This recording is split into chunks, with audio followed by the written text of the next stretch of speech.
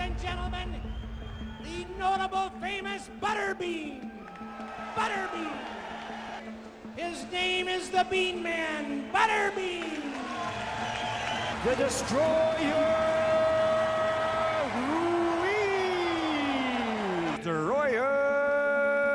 Ruiz Jr. La pelea del siglo que los fans nunca llegaron a ver entre Butterbean y Andy Ruiz Jr. habría sido una para la historia. Leyendas de peso pesado de diferentes generaciones han puesto a varios peleadores a dormir y deja a todos preguntándose quién habría salido en la cima si colisionaban en el ring. Butterbean versus Peter McNeely, el 26 de junio 1999. Butterbean se metió al ring para enfrentar a Peter McNeely, quien previamente había peleado contra Mike Tyson. Peter había perdido contra Mike en el primer round después de ser mandado a la lona 2 veces, y su manager tiró la toalla dentro de 89 segundos debido a preocupaciones de seguridad.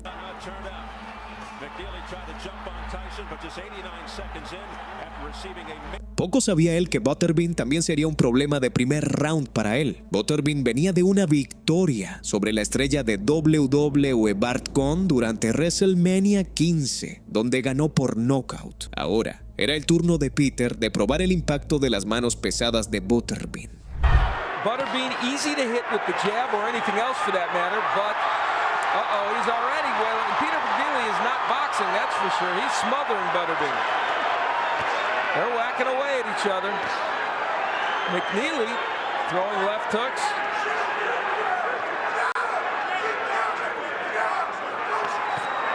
Left hook by McNeely. He's just standing there with Butterbean. Of course, that's what the Bean wants.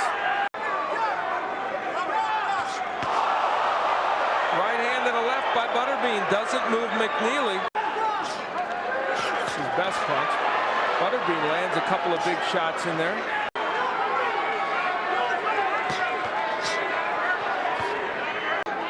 They want McNeely to get off first here. Couple of left hooks sends McNeely back.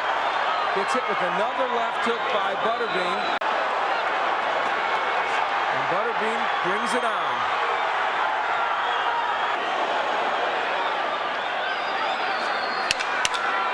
McNeely just standing there taking a pounding from Butterbean. This one might not go too much longer.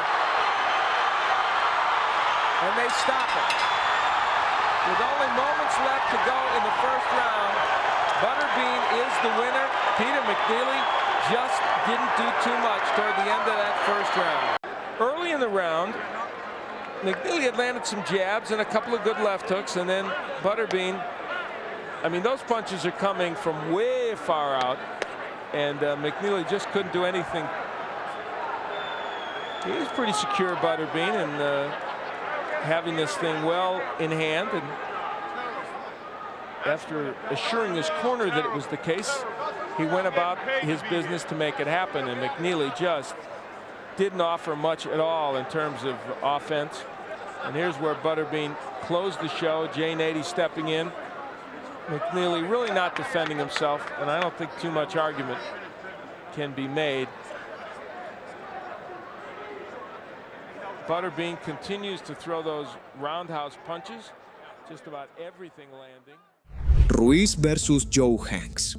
El 27 de julio 2013, Andy Ruiz enfrentó a Joe Hanks en Macao, China, y mientras estaba programada a 10 rounds, definitivamente no duró tanto. En ese momento, Andy tenía un récord de 19 victorias y ninguna derrota, con 13 de esas victorias viniendo por la vía del knockout. Mientras él estaba establecido como un peso pesado que aplicaba presión a sus oponentes, esta pelea establecería su posición a escala mundial. Por otro lado, Joe Hanks entraba con un récord de 21 victorias y ninguna derrota, con 14 de sus victorias viniendo por la vía del knockout. Él era considerado como una prueba creíble para Ruiz, quien estaba esperando conseguir peleas con peleadores más notables.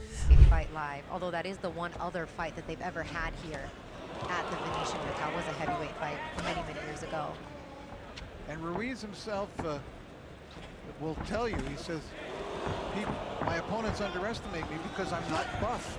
I'm a little bit chubby. And he said he promised to entertain the fans.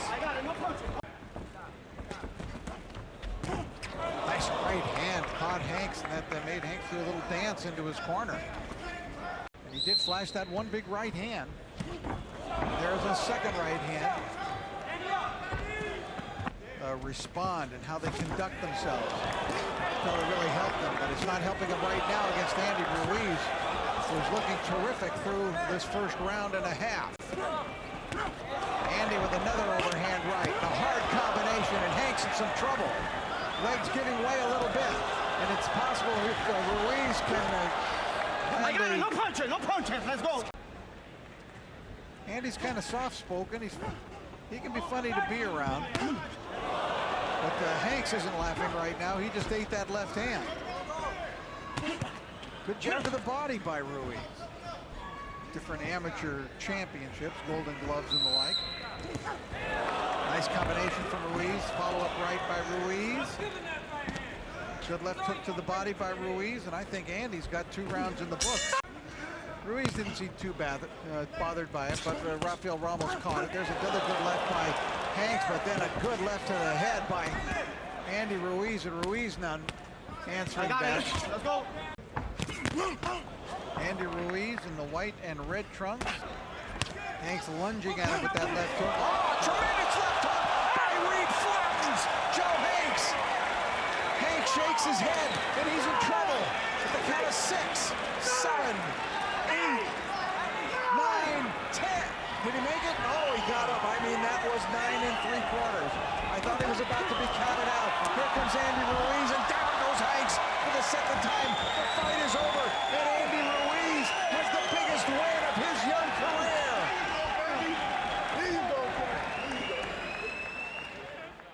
Butterbean versus Patrick Graham.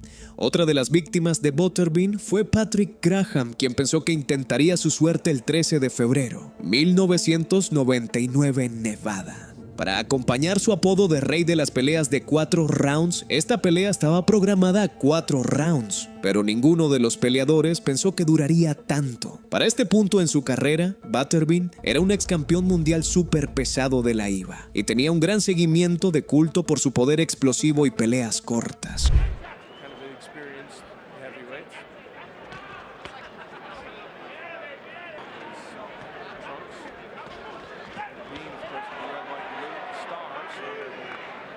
Nationalistic feel to the trunks in any case. Butterbean with a right hand over the top of the jab of Patrick Graham. And another one, and he is pushing Graham back with that right hand, Butterbean. And that helped set up the right hand that came close to landing, and then he did rock him with that. Good left hook by Butterbean. And Patrick Graham already, I think, has tasted the power of Butterbean. We have about a minute left to go here in round 1. Huge beginning by Butterbean. Graham has held his own toward the end of this first round. Body shot by Butterbean. My name's Al Bernstein. This is the Thomas & Mack Center. We are along the way in our card that will feature Oscar De La Hoya defending his title against Ike Quartey a little bit later on. Butterbean with a left and a right, and Patrick Graham, blood for the nose, and he is rocked and might be ready to go.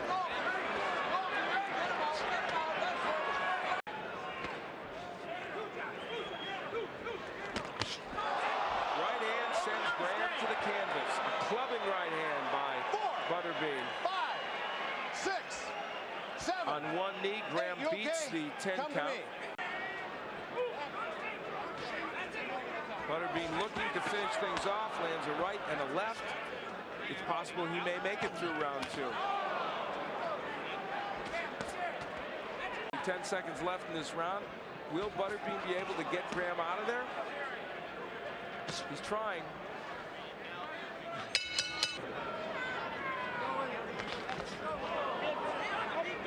To see if he can get him out of there. Big right hand, and that is it. That is probably going to be the end of this fight. It should be. And Jane 80 quickly calls a halt to it. So one thunderous right hand sends Patrick Graham through Tulsa. I do it every year along with him. He's a delightful man to be with. It was actually a jab that put him down. It was the jab. Can you imagine that? A strong jab or a hook, kind of a half hook and half jab by Butterbean that sends Patrick Graham through the ropes. And from any angle, it's just as painful to Patrick Graham.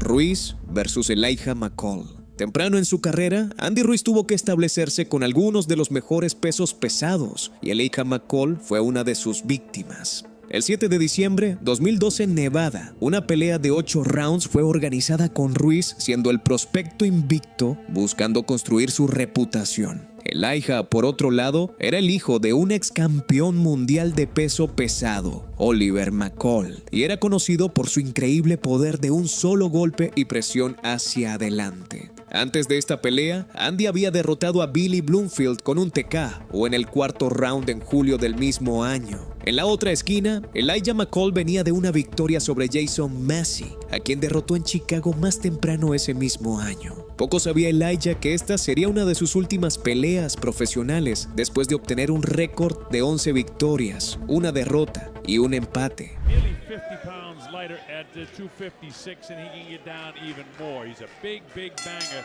Elijah McCall has a lot of knockouts himself, so let's see how it goes. They're both in black trunks. The guy with the trim on the black trunks is Andy. Elijah McCall has the white shoes on, so you can spot them easy enough. Solid black is McCall, white trim is Ruiz. Man, this guy's a real deal. You know, Mexican Olympian. He's had well over 100 fights. Good, well-schooled fighter. Nice jab, fast hands. Very quick hands for a man that's this big. This guy's an athlete. In the amateurs, he was 105-5 with all kinds of titles, including going to the Olympics for Mexico.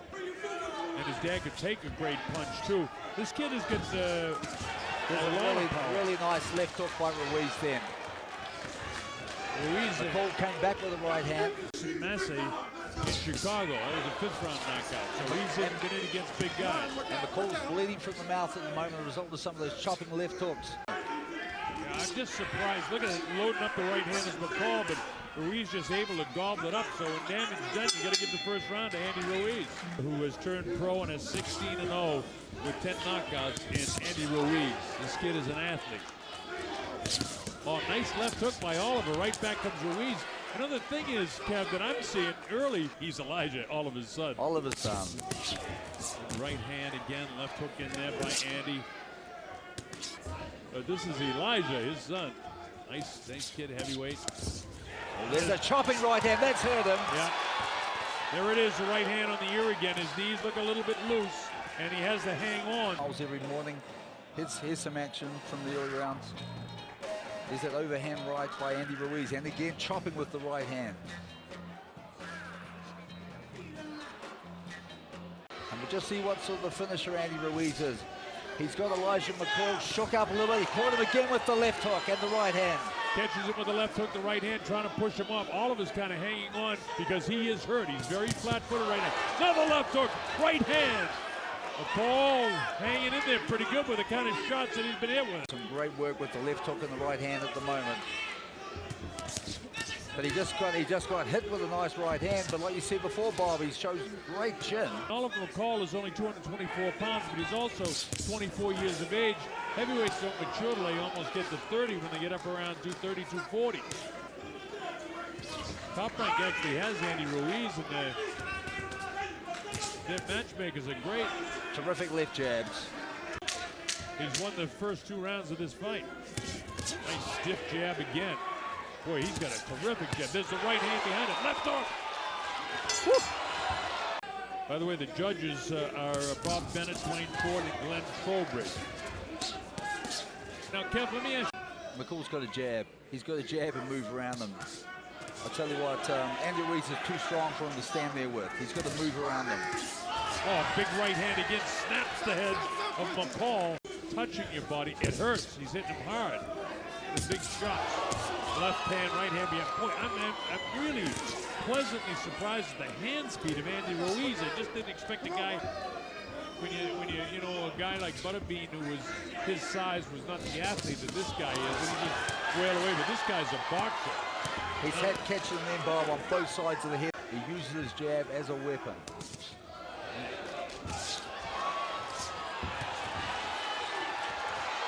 Talked about him being 300 pounds, and right now he's letting all 254 pounds go at it. There are little things that he was doing wrong, but when he had him hurt, that overhand right, the left hook, he was very accurate. He kept throwing punches, and McCall did not know where he was. His legs went with about 30 seconds to go, and I knew then it was only a... McCall reeling right in, a big right hand again. Heels it down. He's ready Last to go. in the body. His legs are really sharp right now. Closing seconds in the third round. Kenny Bayless looking very close. You don't want to see McCall get hurt. He can stop this fight. It's all over.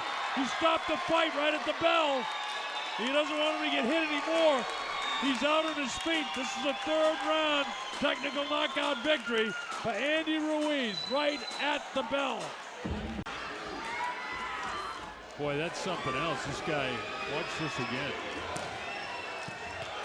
See, these clean headshots, Kenny didn't want him, and Kenny had made up his mind. Butterbean versus Tim Burgun. Durante su tiempo más activo en su carrera, Butterbean enfrentó a Tim Burgun el 31 de julio, 1999 en Tijuana, México. Tim era otro oponente journeyman en una larga lista de peleas de Butterbean, mientras él simplemente servía como un peleador favorito de los fans. En ese momento, Tim solo tenía 7 peleas profesionales bajo su cinturón, con su oponente más reciente siendo Chris Gallagher, a quien derrotó en el mismo mes que su pelea con Butterbean. En cuanto a Butterbean, él acababa de vencer a Peter McNeely de excelente manera un mes antes de esta pelea, y él solo estaba listo para añadir otra víctima a su cinturón.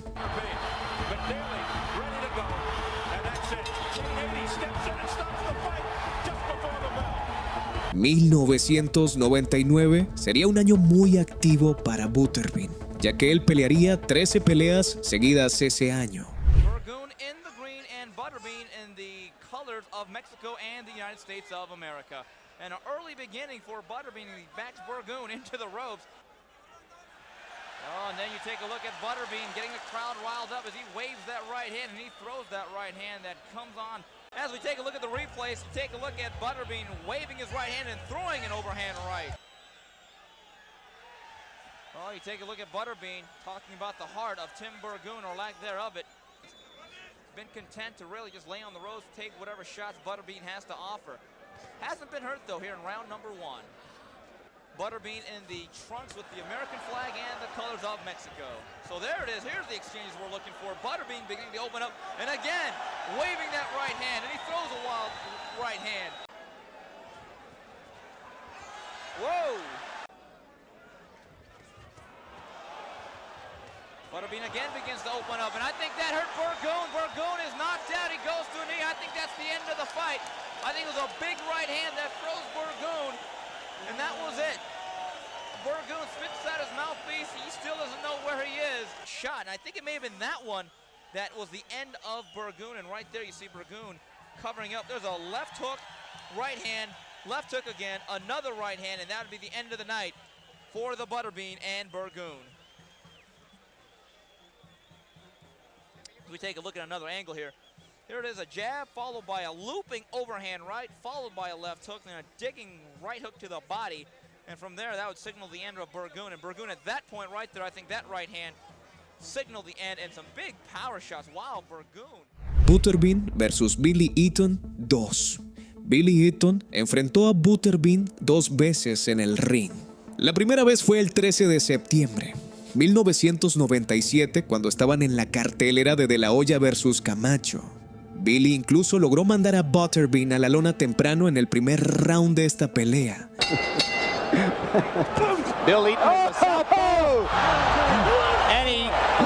Incluso con la pelea comenzando a favor de Billy, Butterbean regresó para terminar la pelea en un empate, lo cual llevó a que retuviera su título mundial superpesado de la IBA.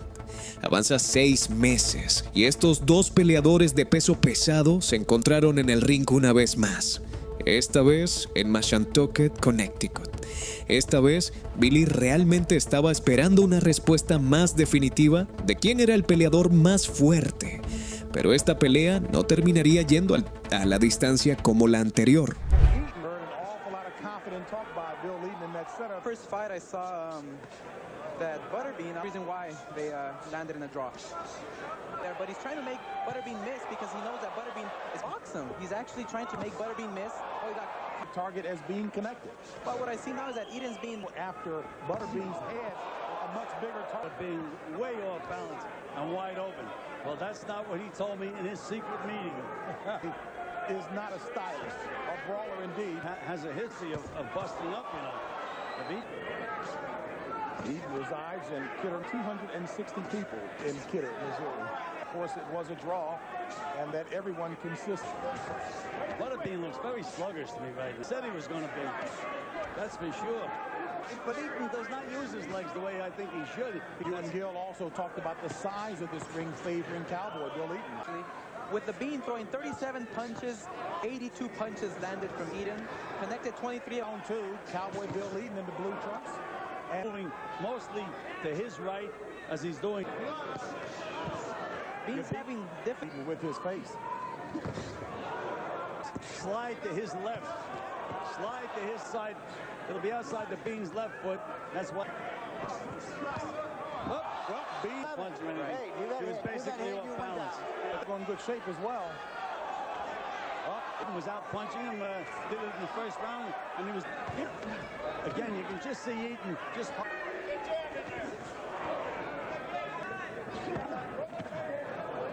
Bean heavy. Oh, so is the Bean. Didn't hurt him. Step back, one step back. Around it, Butterbean scored a knockdown, but... Eden is winning this round, but he did score the local tough men contest.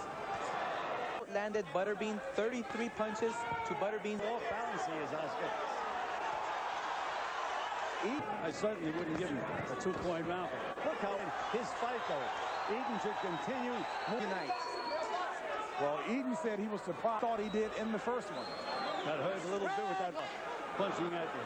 I'm sure he put on. Think that Butterbean is winning. So this fight is a close fight. Bean's shape. Tribute to the commissioner. He's been in with a new nutritionist and Eden. All right, let's see. Come on here. Well, Eden says he's ready. And walked into a left in the chin there. Square on the chin. All but over. Bean. Ruiz versus Thor Hammer. En la cartelera preliminar de Pacquiao vs Río el 24 de noviembre 2013, Andy Ruiz enfrentó a Thor Hammer en Macao, China. Las estadísticas de cada peleador eran casi idénticas, con ambos siendo de 6 pies 2 pulgadas y usando guardia ortodoxa, pero Andy era 6 años más joven y 37 libras más pesado. Con una victoria sobre Thor Hammer, Ruiz añadiría un prospecto invicto a su récord y sumaría un título regional en un escenario internacional. Resulta que solo un peleador estaría listo para continuar después de los primeros 3 rounds.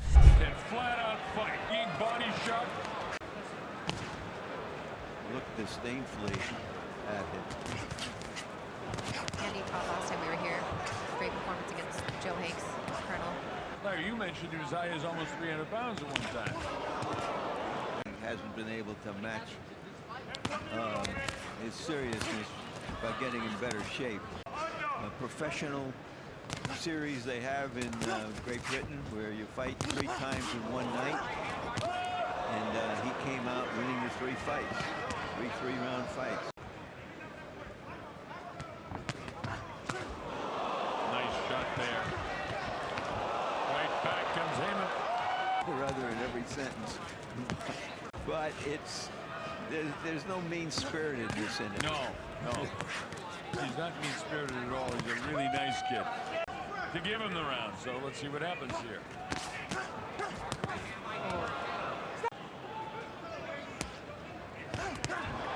Like that. That's the best combination of punch and wow by Ruiz. Nice straight right hand, step the head back that time. Like no other division, one punch can change it in a hurry. Oh, better round here for Andy. Hamer tries to circle around the ropes. Using that jab very well to set up his... Just may have taken the wind out of his sail, because he's not the same fighter he was the first couple of rounds.